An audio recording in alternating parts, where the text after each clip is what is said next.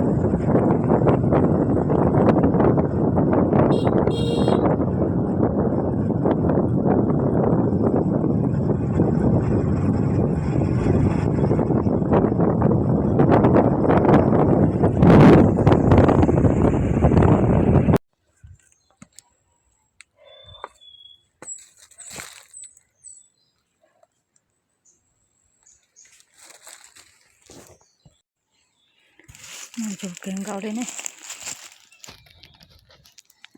chú nó đôi chú lên để tụi nó lép của nó chặt tỉ này cũng muốn chú để ra lên nó xin chú lép kèn gạo đây nó tỉ ô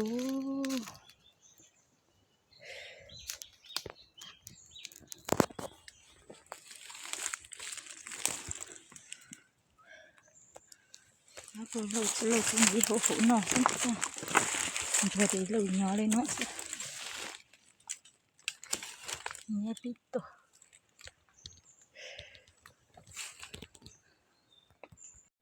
cho để to cho nó này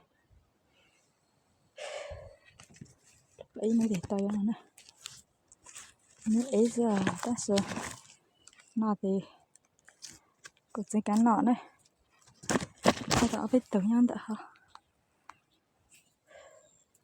lúc mà muốn tao gần có này ta giờ chỉ tao thế này lâu lâu thấy có cái lỗ nhìn như ấy trong này nó sẽ ta sợ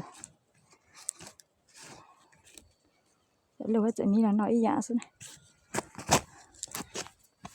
chị em bà chừng chế bố cho thịt tạng đấy đừng gà nhẹ đấy Từng chùa đấy. Từng chùa cho mà mùa hàng lên đây.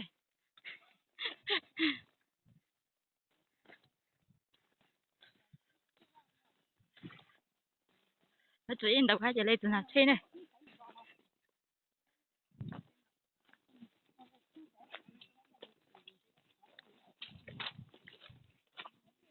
Ý là tao ít tỏ lên nó suốt gì.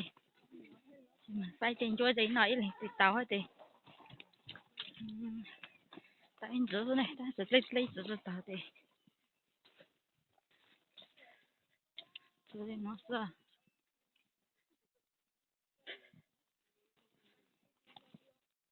À, cũng tỉnh nhau từ hai nữa nó này.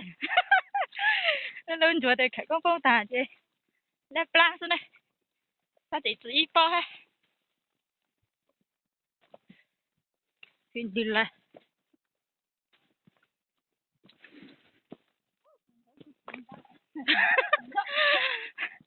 Trên chỗ số thích thảo vậy.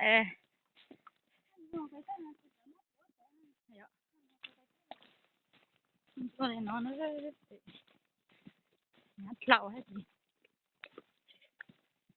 Thầy tàu là tôi hết cho tàu lậu này.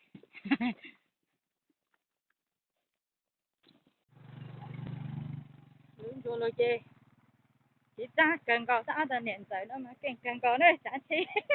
Giá số thần của lại này.